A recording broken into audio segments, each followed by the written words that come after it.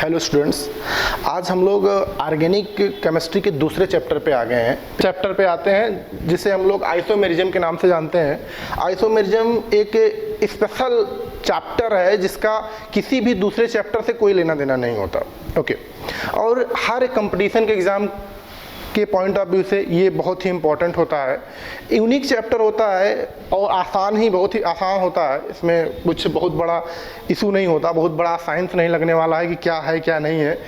बस you have to be keep patience. आपको आसानी से चीज़ों को सुनते रहना है क्या हो रहा है, और कलेक्टिवली जो पॉइंट्स आपको मेंशन किए जाएंगे उस पॉइंट के बेसिस पे आपको क्वेश्चंस को अटेम्प्ट करना है। तो थोड़ा सा बड़ा चैप्टर है, पार्ट इसमें ज़्यादा है, सेक्शन वाइज ज़्यादा है, तो इसमें कुछ सोचना नहीं। बस छोटे छोटे टर्म्स हैं, छोटे छोटे फार्मूले हैं, छोटे छोटे लॉजिक हैं, उन्हीं की हेल्प से हम लोग आइसोमेरिज्म को स्टार्ट करते हैं। तो चलिए बिना विलंब किए हम लोग आइसोमेरिज्म पे आगे बढ़ते हैं। आइसोमेरिज्म एक्चुअली होता क्या है, तो यहाँ पे कुछ बातें लिखी गई हैं। It is observed that the compound having same molecular formula but different physical and chemical property. काफ़ी कुछ बातें यहाँ पे मेंशन हो गई हैं। ऐसे कंपाउंड के बारे में बात किया जा रहा है जिसका मॉलिक्यूलर फार्मूला सेम हो लेकिन उसकी फिजिकल और केमिकल प्रॉपर्टी अलग अलग हो। ऐसे कंपाउंड को हम लोग आइसोमर्स बोलते हैं। जैसे कि फॉर एग्जांपल हम समझने का प्रयास करें, कोई एक कंपाउंड हमारे पास मेंशन किया गया है C2H6O। अब इस कंपाउंड को हम कैसे रिप्रेजेंट कर सकते हैं डिफरेंट स्ट्रक्चर में, उसे हम देखने का प्रयास करते हैं। जैसे कि अगर मैं इसे लिखना चाहूँ तो कुछ इस तरह से लिख सकता हूँ, इस तरह से लिख सकता हूँ, और इसी को अगर मैं चाहूँ तो एक दूसरे तरीके से लिख सकता हूँ CH3OCH3। ओके, अगर आप इसे ढंग से देखें तो इसमें OH है, और OH को यार हम लोग IUPAC में पढ़ चुके हैं। इसके फंक्शनल ग्रुप से जानते हैं, इसे एल्कोहल फंक्शनल ग्रुप है। और अगर आप इसको देखें, दो कार्बन के बीच में एक ऑक्सीजन फ्यूज है, इसे हम लोग किसके नाम से जानते हैं? एग्जैक्टली ईथर के नाम से जानते हैं। तो यहाँ पे अगर आप देखें तो एल्कोहलिक फंक्शनल ग्रुप है, ये ईथर फंक्शनल ग्रुप है। और अगर आप नाम के अकॉर्डिंग बात करें, क्योंकि आप नाम सीख चुके हैं पहली क्लास में, इसे हम लोग बोलेंगे एथेनॉल। ठीक है, एथेनॉल, ठीक है। और अगर इसके बारे में बात करें तो इसे हम लोग डाई मिथाइल ईथर पढ़ते हैं, डाई मिथाइल ईथर। यूजुअली इसे आप आयुपैक नेम के हिसाब से पढ़ सकते हैं, मेथॉक्सी मेथेन, कोई इशू नहीं है, अपना अपना तरीका है। अब ये दो अलग अलग स्ट्रक्चर रिप्रेजेंट हुए सेम मॉलिक्यूलर फार्मूला के। C2H6O अगर आप इसमें देखें, 1 2 कार्बन है, 3 2 5 1 6 हाइड्रोजन है, एक ऑक्सीजन यहाँ, एक ऑक्सीजन यहाँ। तो मतलब जो मॉलिक्यूलर फार्मूला यहाँ है एग्जैक्टली वही मॉलिक्यूलर फार्मूला यहाँ पे है। अगर यहाँ पे आप देखें तो 2 कार्बन यहाँ भी है और 6 हाइड्रोजन यहाँ, 3 3 6 हाइड्रोजन यहाँ, एक ऑक्सीजन यहाँ, वही एक ऑक्सीजन यहाँ। यानी इसी मॉलिक्यूलर फार्मूला का ये भी रिप्रेजेंटेशन हो सकता है, इसी मॉलिक्यूलर फार्मूला का ये भी रिप्रेजेंटेशन हो सकता है। यार यही बात तो हम लोग समझने का प्रयास कर रहे हैं कि किसी भी कंपाउंड का जिसका जो है मॉलिक्यूलर फार्मूला, जिसे हम इन शॉर्ट MF पढ़ सकते हैं, molecular formula, in short molecular formula same हो दोनों कंपाउंड का, या दो से ज़्यादा हो सकते हैं। अभी इस केस में 2 ही बनने वाले हैं, 2 या 2 से ज़्यादा स्ट्रक्चर रिप्रेजेंट किए जा सकते हैं किसी सेम कंपाउंड के जिसका मॉलिक्यूलर फार्मूला सेम हो। बस इसी को आइसोमर्स पढ़ने वाले हैं। ओके, अब दूसरी बात यहाँ बोली गई है कि differ their physical and chemical property. Physical chemical property differ करेगा एक दूसरे से, इसका क्या सेंस है, इसको समझने का प्रयास करते हैं। फिजिकल प्रॉपर्टी का मतलब आप जानते हैं, जैसे कि उसके बॉइलिंग पॉइंट में फर्क आ जाए, और केमिकल प्रॉपर्टी का सेंस समझते हैं कि उसके केमिकल रिएक्टिविटी में फर्क आ जाए, पार्टिसिपेट इन केमिकल रिएक्शन में फर्क आ जाए। केमिकल प्रॉपर्टी की बात करते हैं, थोड़ा समझने का प्रयास करते हैं कि कैसे हम इसके बारे में बात कर रहे हैं। जैसे कि अगर हम लोग बात करें एथेनॉल को हम कुछ इस तरह से रिप्रेजेंट कर सकते हैं। और OH के बारे में आप एक खास बात जानते हैं, जैसे कि आप पिछली क्लासेस में पढ़ चुके होंगे कि यार OH की टेंडेंसी यानी अल्कोहल की टेंडेंसी जो होती है वो दूसरे मॉलिक्यूल के साथ हाइड्रोजन बॉन्डिंग करने की टेंडेंसी होती है। दूसरे मॉलिक्यूल के साथ हाइड्रोजन बॉन्डिंग करने की टेंडेंसी होती है। यहाँ पे डिस्पर्जन ऑफ चार्ज आ जाएगा due to large electronegativity difference. तो इस लार्ज इलेक्ट्रोनेगेटिविटी डिफरेंस की वजह से यहाँ पे पार्शियल पॉजिटिव और निगेटिव का डिस्पर्जन आएगा और इस डिस्पर्जन की वजह से ऑक्सीजन हाइड्रोजन के साथ हाइड्रोजन बॉन्डिंग करेगा। हाइड्रोजन बॉन्डिंग, जिसे आप सिंपली H बॉन्डिंग भी पढ़ सकते हैं, H बॉन्डिंग भी पढ़ सकते हैं। अच्छा, यही दो मॉलिक्यूल नहीं होंगे यार, इसके साथ और दूसरा मॉलिक्यूल, इसके साथ और दूसरा मॉलिक्यूल, इसके साथ और, ऐसे करके एक केस टाइप का बनता हुआ चला जाएगा। मतलब अल्कोहल की प्रॉपर्टी क्या समझ में आ रही है कि अल्कोहल 2, 4, 5 अलग अलग मॉलिक्यूल के साथ इंटरैक्ट होगा with the help of hydrogen bonding. अगर यार हम लोग इस फंक्शनल ग्रुप के बारे में बात करें, मतलब जिसे हम लोग ईथर बोल रहे हैं, अगर उसके बारे में हम समझने का प्रयास करें तो ईथर को हम लोग भी ऐसे रिप्रेजेंट कर सकते हैं। लेकिन यार ईथर में ठीक है ऑक्सीजन तो है, लेकिन इसके पास कोई जुड़ा हुआ ऐसा हाइड्रोजन नहीं है जो इसके साथ H बॉन्डिंग कर पाए। कुछ लोगों का मानना होगा सर कार्बन के पास तो है, लेकिन कार्बन के पास जो H है वो उतना डेल्टा पॉजिटिव नहीं है जितना ऑक्सीजन और हाइड्रोजन का होता। हाइड्रोजन बॉन्डिंग के टर्म्स एंड कंडीशन आपको केमिकल बॉन्डिंग में बताया जाएगा कि क्या हाइड्रोजन बॉन्डिंग होता है। हाइड्रोजन बॉन्डिंग होने के लिए जो सफिशिएंट कंडीशन है वो क्या क्या होना चाहिए। अभी हम लोग बस समझने का प्रयास कर रहे हैं कि हाइड्रोजन बॉन्डिंग क्या होता है। Most electronegative atom oxygen, fluorine भी हो सकता है, वो आप आगे पढ़ेंगे, और हाइड्रोजन के बीच में इंट्रैक्शन होता है तो उसे H बॉन्डिंग बोलते हैं। अब यहाँ पे अगर हम लोग दूसरे मॉलिक्यूल के बारे में बात करें, जैसे कि ये बना गया है और अगर हम लोग यहाँ पे दूसरा मॉलिक्यूल इसका बना दें, कुछ इस तरह से बना दें, तो इसके साथ कोई H बॉन्डिंग नहीं होगी। तो यहाँ पे हम रिप्रेजेंट कर सकते हैं नो H बॉन्डिंग, कोई हाइड्रोजन बॉन्डिंग नहीं हो रही है। अच्छा, हम लोग यार हाइड्रोजन बॉन्डिंग को क्यों समझने का प्रयास कर रहे हैं? हाइड्रोजन बॉन्डिंग को समझने का प्रयास इसलिए कर रहे हैं कि हाइड्रोजन बॉन्डिंग से large number of molecule contract होंगे एक दूसरे के साथ। तो इसका सेंस ये है कि जब मॉलिक्यूलर वेट बढ़ जाएगा, लोगों का कंट्रैक्शन बढ़ जाएगा, तो उसका high boiling point, high boiling point, अच्छा बॉइलिंग पॉइंट बढ़ जाएगा, ऑब्वियस सी बात है, हम उसी को समझने का प्रयास कर रहे हैं। What about this low boiling point?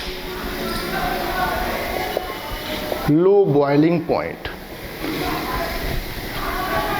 Okay, ये किसमें चेंज समझ में आया? फिजिकल प्रॉपर्टी में चेंज आया, क्योंकि बॉइलिंग पॉइंट का डिफरेंस दोनों में आसानी से समझा जा सकता है। क्योंकि यहाँ पे हाइड्रोजन बॉन्डिंग हो रही है तो इसकी बॉइलिंग पॉइंट ज़्यादा होगा, और इसमें कोई हाइड्रोजन बॉन्डिंग नहीं होगी, सिंगल मॉलिक्यूल होगा डाई मिथाइल ईथर, तो उसका बॉइलिंग पॉइंट कम होगा।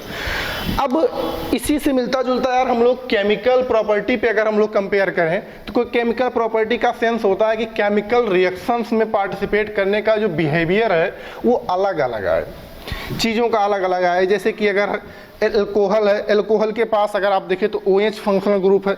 OH फंक्शनल ग्रुप होने के साथ वो सारे रिएक्शन पार्टिसिपेट करेगा जो ड्यू टू OH होते हैं। और ईथर में ईथर है, ईथर को आप जानते हैं कि ये इनर्ट होता है, ये जनरली रिएक्शन में पार्टिसिपेट नहीं करता है, तो इसी वजह से वो रिएक्शन अलग करेगा। तो देखते ही समझ में आता है कि केमिकल प्रॉपर्टी दोनों की बिल्कुल अलग सी होंगी। तो ये बेसिक टर्मिनोलॉजी थे जिसकी हेल्प से हम लोग आइसोमेरिज्म को समझने का प्रयास कर रहे थे कि एक्चुअली आइसोमर्स होता क्या है, और किसी भी कंपाउंड में अगर दो कंपाउंड दिए गए हैं with same compound having same molecular formula, representation दोनों का अलग हो, तो वह समझ में आता कि वो दोनों का एक दूसरे से क्या रिलेशन होगा, वो आइसोमर होगा। अब आइसोमर्स को तो बस अभी अंडरस्टैंड कर लिया कि हम यार आइसोमर्स बोलेंगे कब, आइसोमर्स बोलेंगे कब, तो ये बात बहुत आसानी से समझा जा सकता है कि हमेशा आपको रिलेट करना होगा, अकेले नहीं आएगा भैया कोई कंपाउंड दे दे यार ये आइसोमर है, तो ये बिल्कुल बकवास सा क्वेश्चन है। अरे आइसोमर है लेकिन किसका है ये बताओ। या आपसे थोड़ा रिलेवेंट क्वेश्चन इस तरह से पूछे कि आप इस कंपाउंड के, इस मॉलिक्यूलर फार्मूला के कितने आइसोमर बना सकते हैं, दैट इज रिलेवेंट क्वेश्चन। ठीक है, तो अब हम टाइप्स ऑफ आइसोमर्स के बारे में बात करने वाले हैं कि भैया अगर ये आइसोमर शो करता है तो किस टाइप का आइसोमर शो करता है। तो हम उसी के बारे में बात करने वाले हैं कि अगर ये आइसोमर शो करता है तो किस टाइप का आइसोमर शो करता है, इसी के बारे में बात करेंगे। तो सबसे पहले हम लोग इसमें सबसे पहला पार्ट आते हैं स्ट्रक्चरल आइसोमर्स, जिसे हम लोग बोल रहे हैं स्ट्रक्चरल आइसोमेरिज्म। स्ट्रक्चरल आइसोमेरिज्म, अब इसके नाम में भी सारी खासियत समझ में आएगी। आइसोमेरिज्म को अभी हम समझ सकते हैं। अब इसके साथ एक नया टर्म्स जुड़ा, स्ट्रक्चरल। अब स्ट्रक्चरल समझ में आता कि स्ट्रक्चर डिफर करेगा, स्ट्रक्चर डिफर करेगा, यानी अगर हम लोग इसमें लिखने का प्रयास करें तो इसमें लिखना जो है हम लोग को structural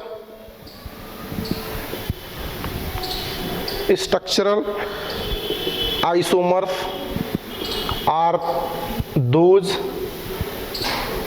structural isomer are those compounds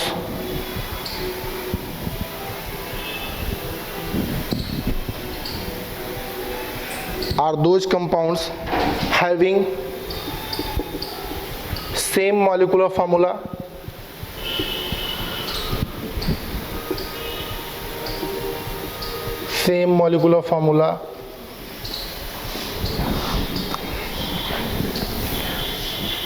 but different structural formula।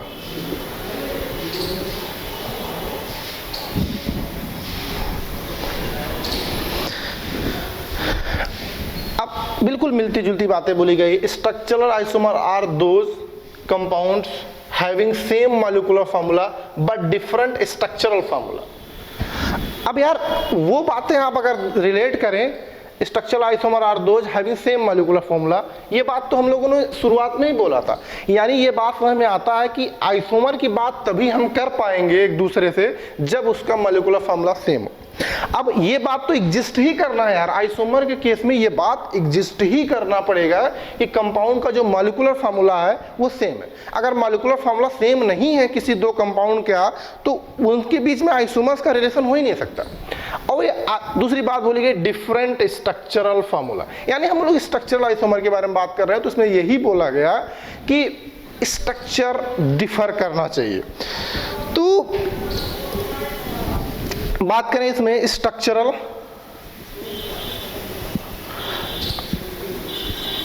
Isomerism are further classified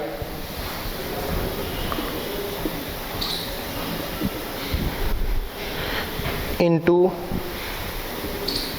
different types। अलग अलग तरीके से स्ट्रक्चरल आइसोमर्स को क्लासिफाई किया गया है। जैसे कि अगर हम लोग बात करें स्ट्रक्चरल आइसोमेरिज्म की, स्ट्रक्चरल आइसोमेरिज्म की। अब स्ट्रक्चरल आइसोमर का हम लोग एक लुक देखते हैं कि कितने टाइप के स्ट्रक्चरल आइसोमर को एक्चुअली हमें पढ़ना है। तो स्ट्रक्चरल आइसोमर में अगर हम लोग देखने का प्रयास करें तो सबसे पहला हम लोगों को पढ़ना है चैन आइसोमेरिज्म। सबसे पहला हम लोगों को पढ़ना है चैन आइसोमेरिज्म। उसके बाद पढ़ना है position isomerism. Position isomerism, okay. उसके बाद अगला पढ़ना है ring chain isomerism. Ring chain isomerism. Next पढ़ना है फंक्शनल आइसोमेरिज्म।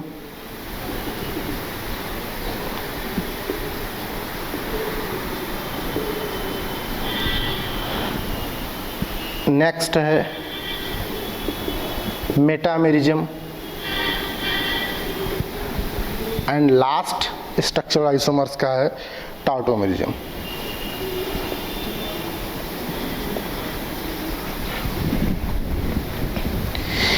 तो टोटल 6 केसेस हैं जो हम लोगों को स्ट्रक्चरल आइसोमेरिज्म में स्टडी करना।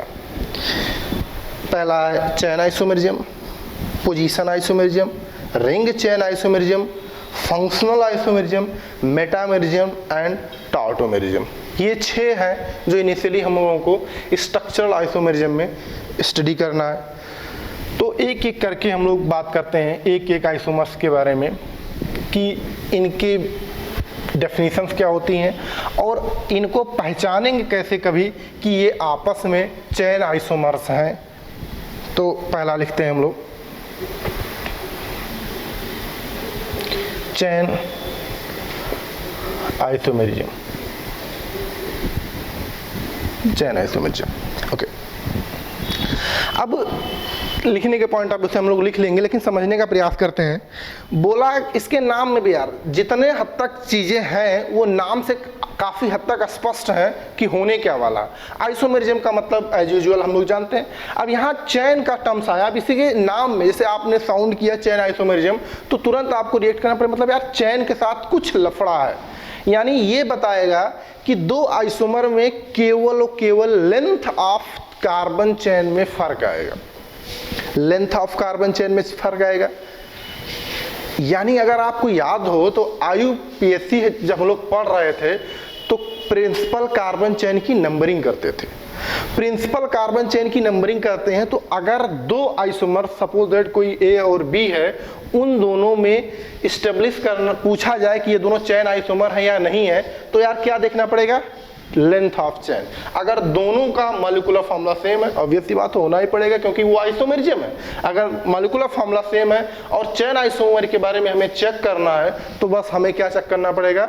Length of carbon chain. Length of carbon chain आप आसानी से चेक कर सकते हैं। तो लिखते हैं इसमें डेफिनेशन, फिर इसके कपल ऑफ एग्जाम्पल के साथ इसको क्लियर करते हैं। तो इसमें बोला गया है in this type of isomers, in this type of isomers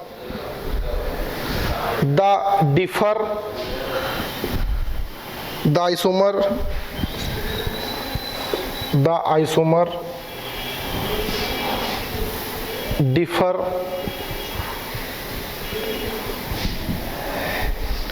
in the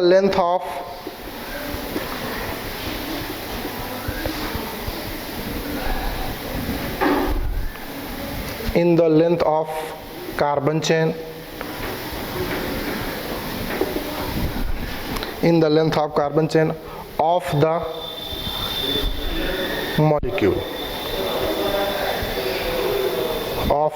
molecule,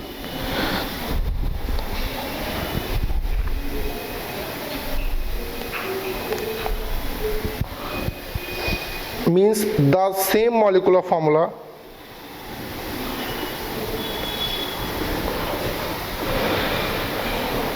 molecular formula may represent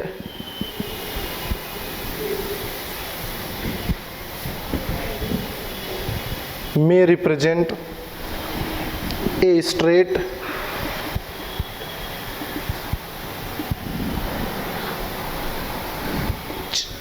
chain of carbons as well as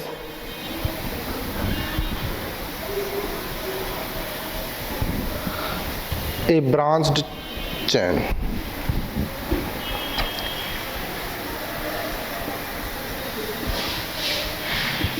okay, यही बात तो अगर आप ध्यान से देखें तो यही बात यार हम लोग वहाँ पे जो अभी बोल के समझ रहे थे, यही बात तो वहाँ पे भी समझी थी।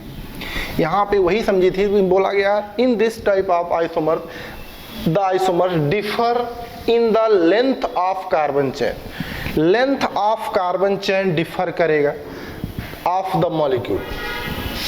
यही बात तो हम लोग बोल रहे थे कि यार चेन आइसोमर में दो आइसोमर तभी एक दूसरे के चेन आइसोमर होंगे जब उनके length of carbon chain differ होगा। प्रिंसिपल कार्बन चेन, जैसे कि हम लोग बात कर चुके हैं नॉमेनक्लेचर में ऑफ द मॉलिक्यूल। फिर उसी बात को बोला गया सेम मॉलिक्यूलर फार्मूला, बिल्कुल सेम मॉलिक्यूलर फार्मूला में represent a straight chain. Straight chain के बारे में आपको डाउट नहीं होना चाहिए। स्ट्रेट क्या चेन क्या होता है, ब्रांच चेन क्या होता है, ये हम लोगों ने नॉमेनक्लेचर में स्टडी किया है। बोला गया है straight chain as well as branch chain. अब आप बिल्कुल देखिए कि अगर किसी कंपाउंड का स्ट्रेट चेन है, उसका लेंथ छोटी करनी है तो हमें ब्रांचिंग को तो बढ़ाना पड़ेगा। बस वही बात यहाँ पे बोला गया है। जैसे कि अगर हम लोग एग्जाम्पल से इसको अंडरस्टैंड करने का प्रयास करें, जैसे आपके पास आ गया C4H10, जैसे आपके पास कंपाउंड है कोई C4H10। अब ये C4H10 को हम कैसे रिप्रेजेंट कर सकते हैं उसको हम लोग लिखने का प्रयास करें। अब ये बात समझ में आता है कि यार अगर मैं आपसे पूछूं ये क्या है, तो आप बिल्कुल तेजी से बता देंगे कि सर ये तो ब्यूटेन है, क्योंकि आपने हमें IUPAC में पढ़ाया है कि इसका जनरल फार्मूला क्या होता है, उस जनरल फार्मूले में क्या रिप्रेजेंटेशन इसका होता है, तो ब्यूटेन है। अब ये ब्यूटेन को अलग अलग रिप्रेजेंटेशन से कैसे रिप्रेजेंट करते हैं उसी के बारे में बात करें। तो ब्यूटेन है क्योंकि यानी एल्केन है, तो एल्केन का सारे के सारे कुछ इस तरह से रिप्रेजेंट कर सकते हैं।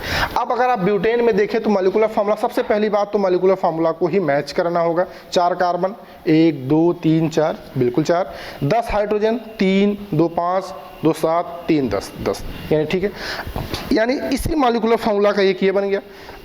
अगर हम दूसरा देखें, क्या इसी मॉलिक्यूलर फार्मूला का दूसरा बन सकता है? ओके, देखने का प्रयास करें। 4 कार्बन, 1 2 3 4 कार्बन, हाइड्रोजन 10, 3 3 6 3 9 और 1 1 10। हाँ बिल्कुल, यानी इसी मॉलिक्यूलर फार्मूला का स्ट्रक्चर ये भी है, इसी मॉलिक्यूलर फार्मूला का स्ट्रक्चर ये भी है, यानी same molecular formula with different structure. ये तो कमाल हो गया। इसी आइसोमर के बारे में तो हम लोग बात कर रहे थे कि किसी एक मॉलिक्यूलर फार्मूले के अलग अलग स्ट्रक्चर हो। तो भैया पहली बात तो हमें पता चल गया कि यार ये आइसोमर है, लेकिन अब यार ये आइसोमर तो है, लेकिन अब कौन सा आइसोमर, ये बात है। तो अब हम देखने का प्रयास करें तो ये अगर आप देखें तो ये पूरा का पूरा स्ट्रेट चेन है, स्ट्रेट चेन है। और अगर आप इसको देखें, ये स्ट्रेट चेन के साथ एक ब्रांच भी है, स्ट्रेट चेन के साथ एक ब्रांच भी है, स्ट्रेट चेन के साथ एक ब्रांच भी है। अब इस चेन की लेंथ अगर देखें तो इसमें 1 2 3 4 है। इस चेन की लेंथ 4 कार्बन की है। अगर इसकी देखें 1 2 3, इस चेन की लेंथ 3 है। कोई इधर से भी देख सकता है 1 2 3 3। अब 1 2 3 1 2 3 जैसा भी आप देखें, इसमें 3 ही कार्बन की प्रिंसिपल चेन बनेगी, इसमें 4 कार्बन की प्रिंसिपल चेन बनेगी। यानी क्या फर्क आया दोनों में? प्रिंसिपल कार्बन चेन ही डिफरेंट कर रहा है। यानी चेन लेंथ की जो बात यहाँ की गई है, लेंथ ऑफ कार्बन चेन दोनों में डिफर कर रहा है। तो इस इसका नाम बता दीजिए आप लोग। इसका नाम हम लोग पढ़ेंगे नॉर्मल ब्यूटेन।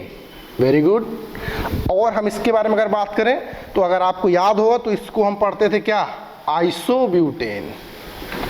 Isobutane, isobutane. यानी हम क्या बोल सकते हैं इन दोनों के बारे, इसके बारे में हम लोग बोल सकते हैं कि normal butane and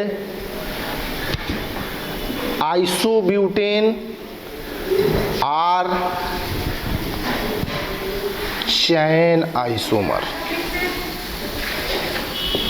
chain isomer. Okay, तो यानी ये बातें समझ में आई। चलिए अब इसी बात को थोड़ा सा और बढ़ाते हैं। इसी बात को अगर हम लोग किसी दूसरे एग्जाम्पल में समझने का प्रयास करें तो किस तरह से हम समझ सकते हैं? जैसे कोई दूसरा मॉलिक्यूलर फॉर्मूला लेते हैं, C5H12। C5H12, C5H12 को अगर आप कंपेयर करेंगे तो जनरल फार्मूले से, तो ये भी आपको पेंटेन नजर आएगा, पेंटेन नजर आएगा। अब इस पेंटेन के फिर से वही बात है, हमें आइसोमर्स बनाने हैं। तुरंत दिमाग में आना चाहिए कि भैया आइसोमर बनाने के लिए हमें उसके रिप्रेजेंटेशन को अलग अलग करना है। कैसे? तो सबसे पहले हम शुरुआत ही किससे करते हैं? स्ट्रेट से शुरू करते हैं। तो पेंटेन का पहले हम लोग वो स्ट्रेट चेन बना लेते हैं, स्ट्रेट चेन बना लिया। अब अगर आप देख लें, पहला बनाया 1 2 3 4 5 कार्बन आ गए, 3 2 5 2 7 2 9 3 12 आ गए। यानी इस मॉलिक्यूलर फार्मूला का एक स्ट्रक्चर तो हम लोग बना चुके। अब इसी मॉलिक्यूलर फार्मूला का दूसरा स्ट्रक्चर बनाना। अच्छा, दूसरा स्ट्रक्चर बनाना तो मतलब बिल्कुल ऐसे तो हम बना नहीं सकते, क्योंकि अब थोड़ा सा तो फर्क आएगा, क्योंकि आइसोमर होने के लिए यार फर्क आना पड़ेगा उसके स्ट्रक्चर में, और स्ट्रक्चर में फर्क आने के लिए इसमें हमें चैन को ही वेरी कराना पड़ेगा। चैन को वेरी कराएं तो जरा देखिए क्या कर सकते हैं। CH3 CH CH3 CH2 CH2 और CH3। जरा चेक करके देखिएगा क्या अभी भी जो एक कंपाउंड हम लोगों ने रिप्रेजेंट किया ये मॉलिक्यूलर फार्मूले के साथ सेटिस्फाई होता है कि नहीं। तो आप देखेंगे 1 2 3 4 5। Okay, that's good. 5 कार्बन यहाँ पे भी है, 3 3 6 3 9 2 11 और 12, यानी हाइड्रोजन और कार्बन सेटिस्फाई हो रहे हैं। ठीक है, देखते हैं क्या और बन सकता है। CH3 CH3 CH3 CH3, ये बन गया एक। यार ये भी तो लग रहा है कि अलग है। अब फिर से वही चीजें देखनी पड़ेगी कि यार ये मॉलिक्यूलर फार्मूले को सेटिस्फाई हो रहा है कि नहीं। देखिए 1 2 3 4 5 कार्बन, 3 3 6 3 9 3 12 हाइड्रोजन। ये तो कमाल हो गया। C5H12 के पॉइंट ऑफ व्यू से टोटल आपको 3 स्ट्रक्चर नजर आ रहा है। अब इन तीनों स्ट्रक्चर में आपस में क्या रिलेशन है, इसी के बारे में हम लोग समझने का प्रयास करते हैं। तो अगर आप इसमें देखें, इसमें अगर आप चेन देखें तो पूरा का पूरा स्ट्रेट है, पूरा का पूरा स्ट्रेट है। यानी यार इसी दिन के लिए हम लोगों ने नॉमेनक्लेचर पहले पढ़ा है, क्योंकि आप अगर सोच पा रहे हो तो आपको ये बात समझ में आ रही है कि जब डेफिनेशन में बोल दिया गया है कि किसी भी कंपाउंड का स्ट्रक्चर अलग होगा, तो अगर किसी कंपाउंड का स्ट्रक्चर अलग हो रहा है तो क्या नाम सेम हो सकता है? अरे भैया नहीं हो सकता, नाम सेम नहीं हो सकता। यानी अगर आपको परेशानी हो रही हो दो स्ट्रक्चर में रिलेट करने में कि यार ये स्ट्रक्चर सेम है या अलग है, तो आपको सबसे सीधे सीधे उसका नाम लिख लेना चाहिए। इससे आपको फायदा होगा, क्योंकि आपने पढ़ रखा है नॉमेनक्लेचर, तो इसका नाम लिखें तो नंबरिंग आसानी से किया जा सकता है। 2 3 4 5। ठीक है, अभी तो हम लोग चेन नंबरिंग कर रहे हैं। अब ये 5 कार्बन की चेन आ रही है। अब आपका मन करता है तो आप सीधे सीधे लिख लीजिए, इसका नाम क्या होगा? पेंटेन। इसका नाम पेंटेन होगा। अब इसमें अगर आप नंबरिंग करें तो नंबरिंग करने का तरीका अलग है। अगर आप दिमाग में ये रख रहे हैं कि हम IUPAC के हिसाब से नंबरिंग कर रहे हैं, तो कुछ बातों का विशेष ध्यान रखना पड़ेगा कि भैया उधर से नंबरिंग करनी है जिधर से ब्रांच पास में आए। अगर आपको IUPAC की नंबरिंग का ज़्यादा ख्याल नहीं करना, हमें केवल आइसोमर्स को समझना है, तो आप लेंथ ऑफ कार्बन चेन के अकॉर्डिंग कहीं से भी नंबरिंग कर सकते हैं। तो जैसे कि अगर मैं नंबरिंग इधर से करूं 1 2 3 4, ये हम लोगों ने सही नंबरिंग किया, क्योंकि हम लोगों ने इस समय ध्यान रखा है कि क्या पढ़ा था हम लोगों ने नॉमेनक्लेचर में। ठीक है, अब इधर के बारे में कोई समस्या नहीं। आप इधर से इधर, इधर से इधर, इधर से इधर, इधर से इधर कहीं भी चले जाएं, ड्यू टू सिमेट्रिकल कंपाउंड में आप नंबरिंग कहीं से करें, सेम नंबर ऑफ कार्बन का पेरेंट चेन आपको मिलेगा। तो ये बातें समझ में आ गई। ये तीनों तो हम लोगों ने काम कर लिया। अब पढ़ क्या रहे हैं यार, हम चैन आइसोमर पढ़ रहे हैं। अब चैन आइसोमर के करस्पॉन्डिंग क्या ये बातें आपस में होल्ड कर रहे हैं कि नहीं, बस इसी के बारे में बात करना।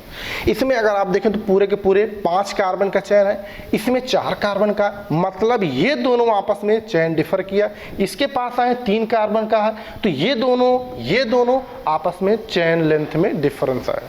बस यही तो हम चाहते हैं। यानी ये पेंटेन है। अब इसका अगर सही ढंग से आप नाम लिखना चाहते हैं तो लिख सकते हैं 2 मिथाइल ब्यूटेन। ओके, इसके बारे में बहुत ही आसानी से लिखा जा सकता है 2,2 डाई मिथाइल प्रोपेन। मैंने बोला था स्ट्रक्चर और उस कंपाउंड का नाम बहुत ही क्रूशियल इंपॉर्टेंट है। एग्जाम में जब क्वेश्चन पूछे जाते हैं तो कभी कभी नाम के साथ वो आपके भावनाओं के साथ खेल जाता है, क्योंकि आपको सब पता है, लेकिन यार जब स्ट्रक्चर ही आपको नहीं आएगा, ये तो पता होता, स्ट्रक्चर अगर पता चल जाता तो काम हो जाता। तो ये तो हम लोग बिल्कुल सही। क्या इसका कॉमन नेम भी बताया जा सकता? बिल्कुल, इसे आप नॉर्मल पेंटेन पढ़ सकते हैं, नॉर्मल पेंटेन पढ़ सकते हैं। ओके, इसे बिल्कुल सही आइसोपेंटेन, आइसोपेंटेन पढ़ सकते हैं। What about this? मैंने बताया था ना कि एक कार्बन पे 5 कार्बन अगर जुड़े हों तो इसे कौन सा ग्रुप बोलते हैं? नियो ग्रुप बोलते हैं। बिल्कुल सही, तो इसे आप बोल सकते हैं नियोपेंटेन। तो ये सारी बातें बहुत है, छोटी छोटी चीजें हैं जिसे आपके साथ कलेक्ट कर रहा हूं मैं। इसे आपको बहुत जरूरत पड़ेगी, पूरी ऑर्गेनिक में जरूरत पड़ेगी, इसीलिए आप हर बात को थोड़ा सा ढंग से करें और इसे मेमोराइज करते रहे साथ साथ क्या है। अब यहाँ पे अगर आप देखें तो नॉर्मल पेंटेन, आइसोपेंटेन, नियोपेंटेन, ये आपस में आइसोमर है। अब फिर से मैं अगर वही बात रिपीट करूं कि आइसोमर है, कौन सा आइसोमर है?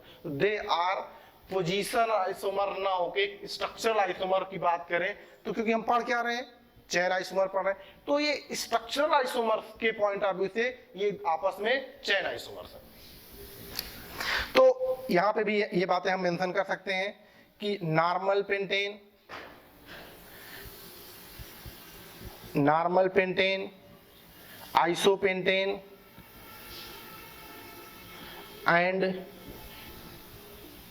Neopentane are chain isomer, chain isomer. Okay, तो आई थिंक बातें काफी हद तक समझ में आ रही होंगी कि इस तरीके से हम लोग कर सकते हैं। तो कोई भी कंपाउंड हो, कैसा भी हो, जैसा तरीका है, बस लेंथ ऑफ कार्बन चेन में डिफरेंस आना चाहिए, सीधा सा मतलब है।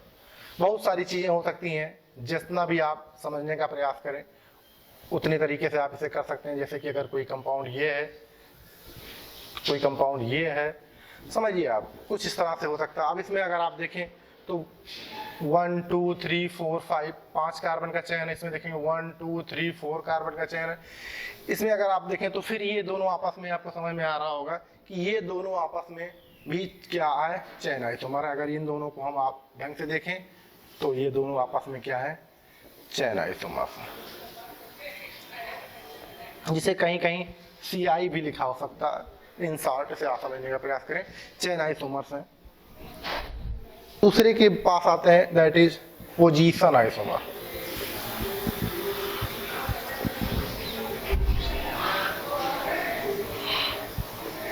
पोजीशन आइसोमर मैंने शुरुआत में ही बोला था यार कि आइसोमर में नाम के साथ उसकी क्लियरिटी बहुत अच्छी होनी चाहिए, क्योंकि कभी कभी साउंड पढ़ते ही जो आप होता है, किसी क्वेश्चन आपने पढ़ा कि क्या रिलेशन एक दूसरे में है, तो वो नाम के साथ बहुत ज्यादा हद तक आपको स्पष्ट समझ में आता है कि एक्चुअली हो क्या रहा है। जैसे पिछले आइसोमर्स में जो हम लोग चेन आइसोमर डिस्कस कर चुके हैं, उसमें क्या देखा कि length of carbon chain differ कर रहा, ठीक है। अब इसमें क्या आया? पोजीशन शब्द आया। अब अगर देखें पोजीशन एक टर्म्स आया तो यानी अब लोगों को तुरंत दिमाग में पहुंच गया होगा कि इसमें कहीं ना कहीं यार पोजीशन से लेना देना जरूर है।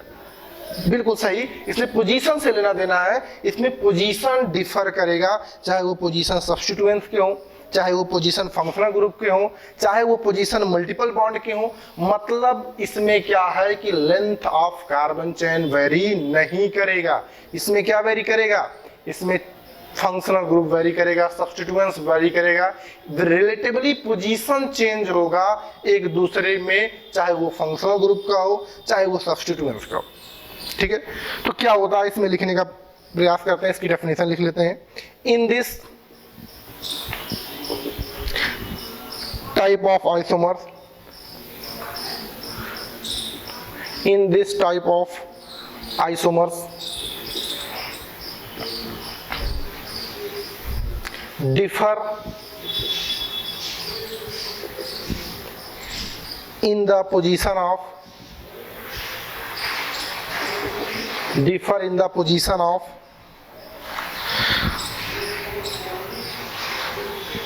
the attachment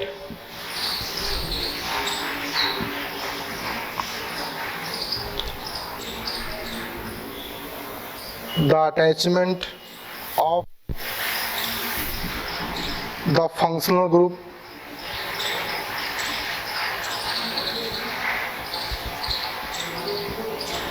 फंक्शनल ग्रुप और सब्स्टिट्यूएंट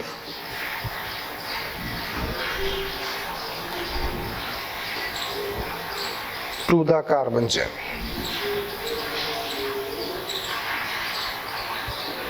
ओके, देख लीजिए आप, यही बात तो हम बोल रहे थे। In this type of isomer differ in the position of attachment of functional group. बोला गया जो फंक्शनल ग्रुप अटैच होंगे वो डिफर करेगा उसका पोजीशन, और या सब्स्टिट्यूएंट्स, फंक्शनल ग्रुप हो या सब्स्टिट्यूएंट्स। अब ये बात यार आपको बिल्कुल क्लियर होनी चाहिए कि फंक्शनल ग्रुप क्या होते हैं। पिछली क्लास में अगर हम लोग बात करें पुरानी क्लासेस की अपने, तो नॉमेनक्लेचर में हम लोग फंक्शनल ग्रुप जो 14 पढ़ा था इंक्लूडिंग मल्टीपल बॉन्ड, उसे डिस्कस कर चुके हैं। सब्स्टिट्यूएंट्स को अगर आपको याद हो तो हम लोगों ने क्या क्या पढ़ा था, fluoro, chloro, bromo, iodo, nitro, nitroso, alkoxy, epoxy, इन सबको हम लोगों ने टाइप 1 फंक्शनल ग्रुप में रखा था, जो एक्चुअली क्या थे, फंक्शनल ग्रुप नहीं थे। उन्हें हम लोगों ने क्या बोला था, सब्स्टिट्यूएंट्स बोला था। तो क्या एक्चुअली इसमें है, इसे समझने का प्रयास करते हैं। जैसे कि अगर मैं एग्जांपल लूं तो कुछ इस तरह से मैं समझा सकता हूं आपको कि इसे अगर आप देखें, इसको देखें और इसके साथ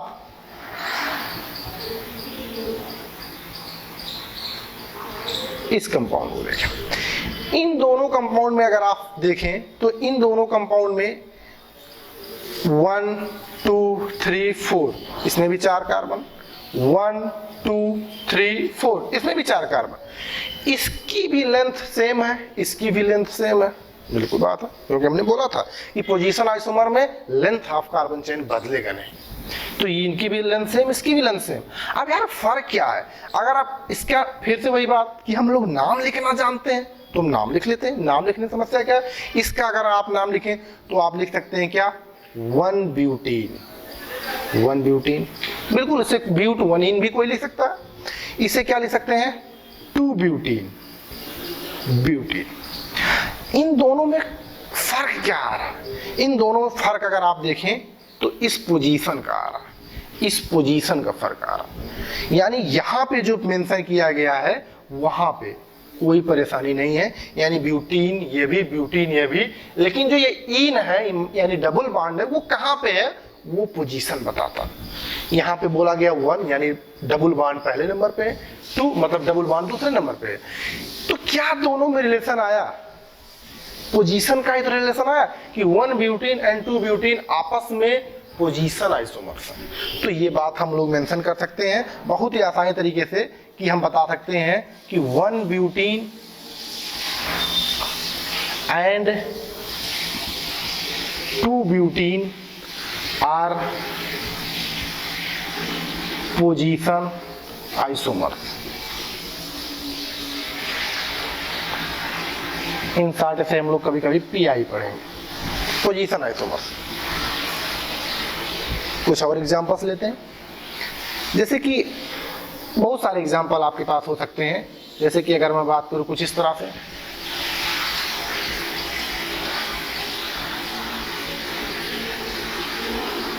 इस तरह से बात करें।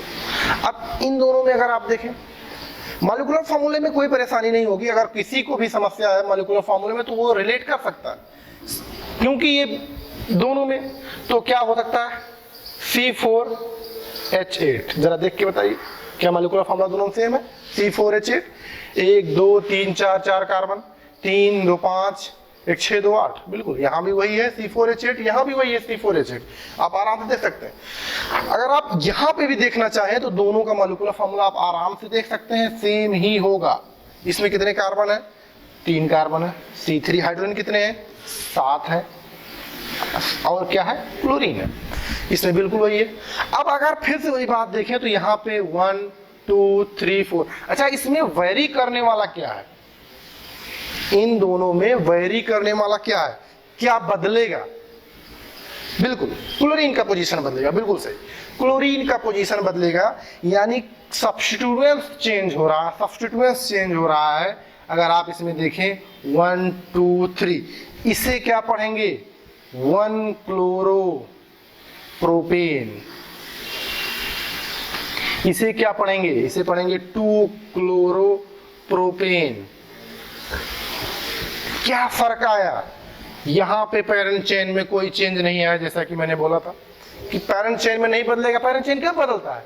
जब लेंथ ऑफ कार्बन चेन बदले, जो कि इसमें बदलने वाला नहीं है। तो यानी पैरेंट चेन प्रोपेन यहां पे भी है, पैरेंट चेन प्रोपेन यहां पे भी है। बदला क्या? पोजीशन। किसका? सब्स्टिट्यूएंट्स का। बस ये बात आपको ध्यान रखना है। और ये इसीलिए बहुत ही आसान होता है भैया कि चेन आइसोमर क्या है? लेंथ ऑफ कार्बन चेन बदल जाए। पोजीशन आइसोमर क्या है? लेंथ ऑफ कार्बन चेन ना बदले, बदले क्या? सब्स्टिट्यूएंट्स की पोजीशन बदल जाए या फंक्शनल ग्रुप का पोजीशन बदल जाए। तो आई होप सबको बातें बहुत ही क्लियर समझ में आ रही होंगी। चलिए कुछ और एग्जाम्पल को समझने का प्रयास करते हैं जिससे आपकी क्लियरिटी और भी अच्छी हो जाए। जैसे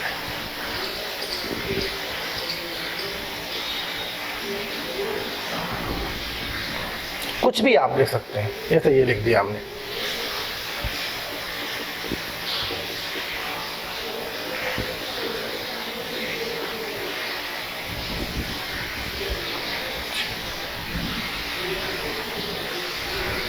जरा देख के बताइए क्या कोई रिलेशनशिप समझ में आ रहा?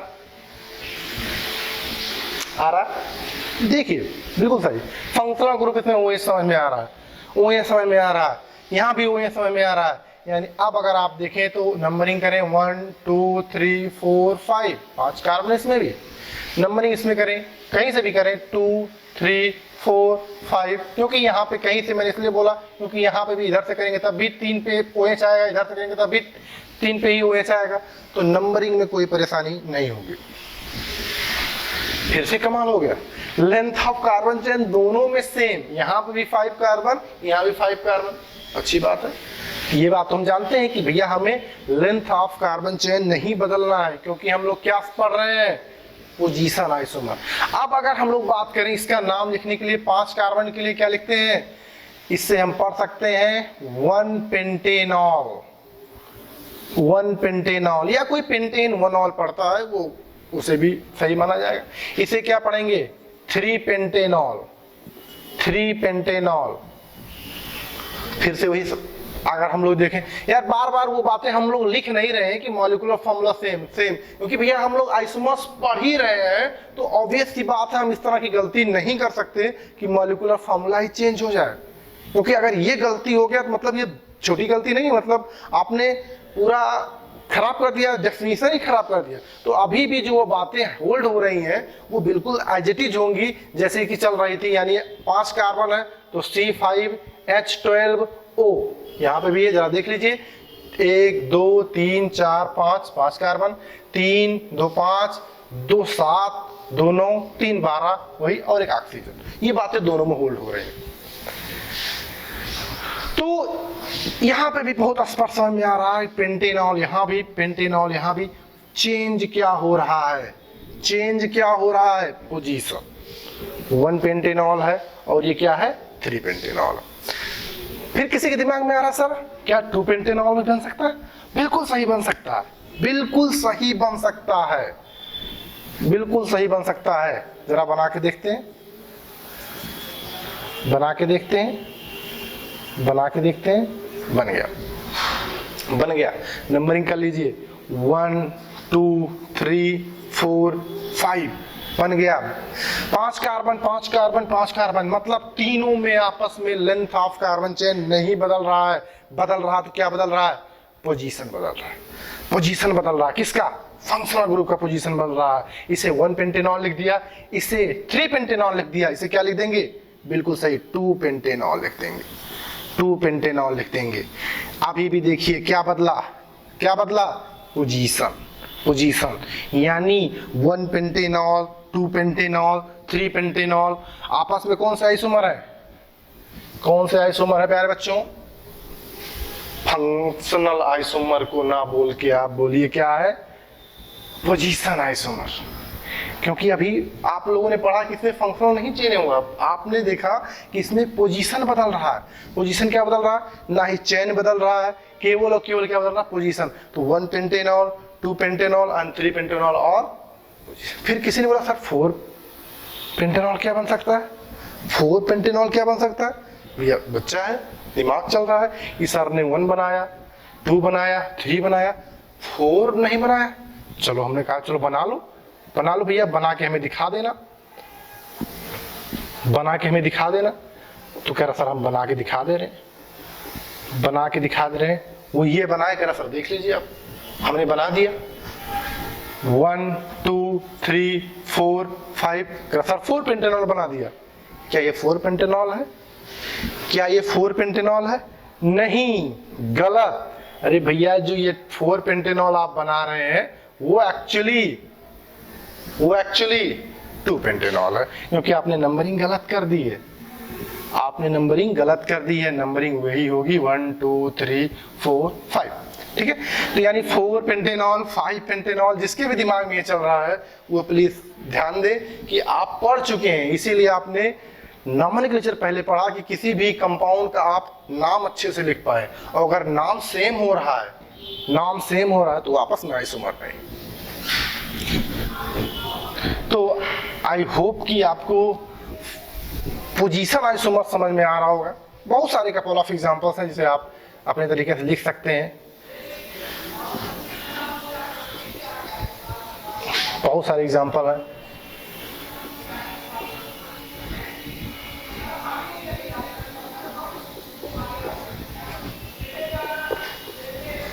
जैसे ये, जरा इसमें देखिए कोई रिलेशन आ रहा है? लोगों ने कहा बिल्कुल सर आ रहा है, बिल्कुल आ रहा है। 5 कार्बन यहाँ पे भी, 1 2 3 4 5, 5 कार्बन यहाँ भी। अरे लेंथ ऑफ कार्बन चेन तो सेम है, क्या बदल रहा है? मल्टीपल बॉन्ड की पोजीशन बदल रही है। इसे पढ़ेंगे सर 1 पेंटाइन, इसे पढ़ेंगे 1 पेंटाइन, इसे क्या पढ़ेंगे 2 पेंटाइन, 2 पेंटाइन।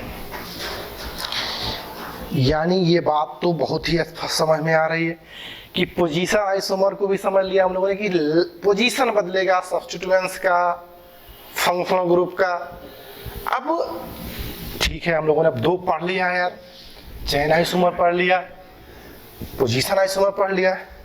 चलिए अब एक छोटा सा क्वेश्चन करने का प्रयास करते हैं कि ये कैसे क्वेश्चन जनरेट हो सकते हैं। क्वेश्चन ऐसे ही आते हैं, how many position isomer, how many position isomers are possible in dichlorobenzene. ये आपका क्वेश्चन होगा, क्योंकि हम लोग कॉम्पिटिटिव एग्जाम के पॉइंट ऑफ व्यू से बात कर रहे हैं। तो आज के ट्रेंड में चाहे हम लोग आईआईटी की बात करें, चाहे नीट की बात करें, चाहे एम्स की बात करें, हर क्वेश्चन के पॉइंट ऑफ व्यू से उसमें 4 करस्पॉन्डिंग ऑप्शंस होते हैं। तो मैं ऑप्शन भी आपको मेंशन कर देता हूँ यार। इसके ऑप्शन लिखने में मुझे बड़ा मजा आता है, क्योंकि आसानी से डिजिट होते हैं। जैसा कि मैंने आपको पहले ही बताया कि नॉमेनक्लेचर में ऑप्शन लिखने में बड़ी परेशानी होती है। क्यों? क्योंकि छोटा सा कंपाउंड होता है जिसके 4 ऑप्शन लिखने होते हैं। जब तक मैं एक ऑप्शन लिखता हूँ तब तक आप लोग आंसर बता देते थे। इसमें मुझे बड़ा मजा आता है। ऑप्शन तो मैं बहुत तेजी से लिख देता हूँ, उसमें ये ऑप्शन होता है क्या है, हमने ऑप्शन लिख दिया। तो अब आपके पास है कि कैसे कहते हैं, मतलब फिर आपको वही बात है कि पूछा गया हाउ मेनी पोजीशन आइसोमर। भैया वर्ड पे आप फोकस करें कि कहने का प्रयास क्या कर रहा है। How many position isomers possible in what, dichlorobenzene, dichlorobenzene. तो यानी आपको पहले डाइक्लोरोबेंजीन ड्रा करना पड़ेगा, डाइक्लोरोबेंजीन ड्रा करना पड़ेगा। आप ड्रा करेंगे या हम ड्रा करेंगे? हम ड्रा करेंगे।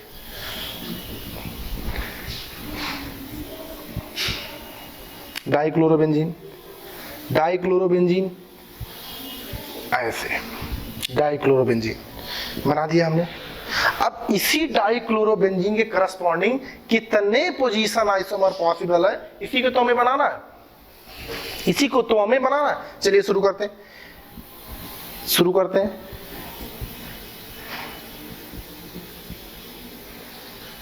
डाइक्लोरोबेंजीन का क्या सेंस है यार?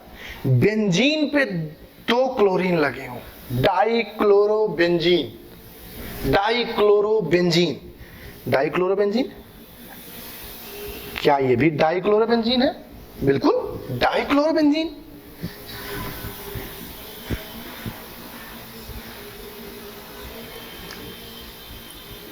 डाइक्लोरोबेंजीन, क्या ये भी डाइक्लोरोबेंजीन है? बिल्कुल ये भी डाइक्लोरोबेंजीन है।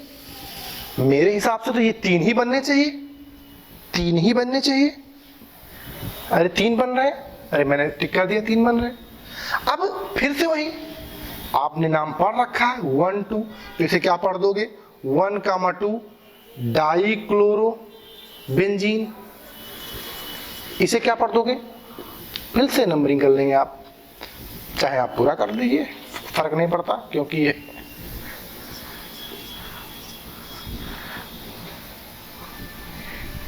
इसे आपने लिख दिया 1,3 डाइक्लोरोबेंजीन। इसे आपने क्या पढ़ दिया 1 2 3 4 5 6 1,4 डाइक्लोरोबेंजीन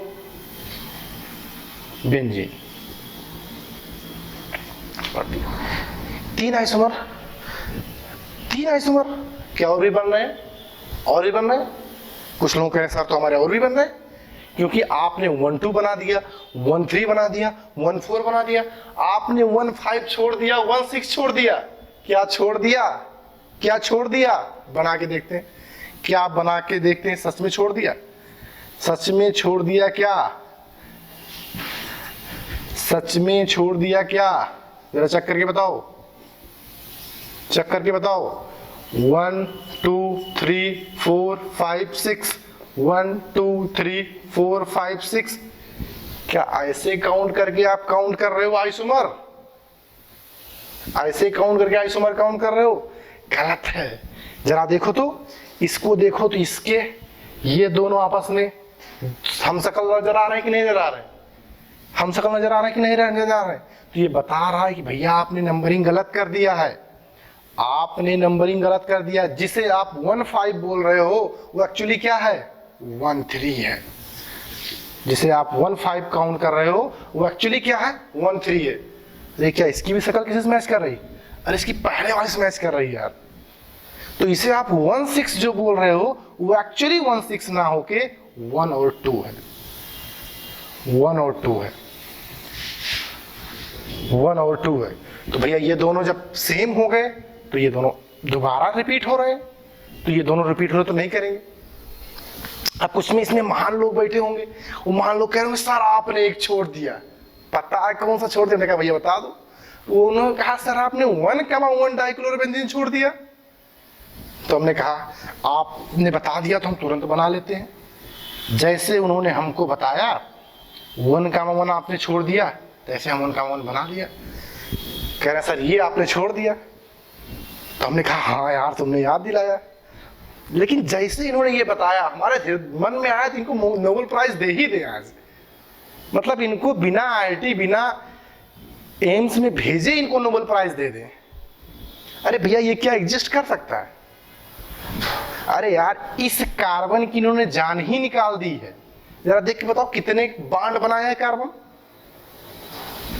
1 2 3 4 5। अरे भाई साहब ये तो बर्दाश्त ही नहीं कर सकता कार्बन। कितने बनाता है? 4। तो भैया जिसके हृदय में ऐसी कोई भावनाएं उत्पन्न हो रही हैं तो उसे संभालिए जरा। तो मतलब ये तो मतलब तौहीन हो गई यार, केमिस्ट्री की तौहीन हो गई, खासकर बेंजीन की। तो ये बात ध्यान रखेंगे। यानी अब हमारे पास फिर से फाइनली उसी क्वेश्चन को सबमिट करने का प्रयास करें तो टोटल कितने आंसर आपके आएंगे? 3। डाइक्लोरोबेंजीन के टोटल पोजीशन आइसोमर्स जो पॉसिबल है वो क्या है? 3। ठीक है। तो इस तरह से आपको क्वेश्चंस अटेम्प्ट करने हैं।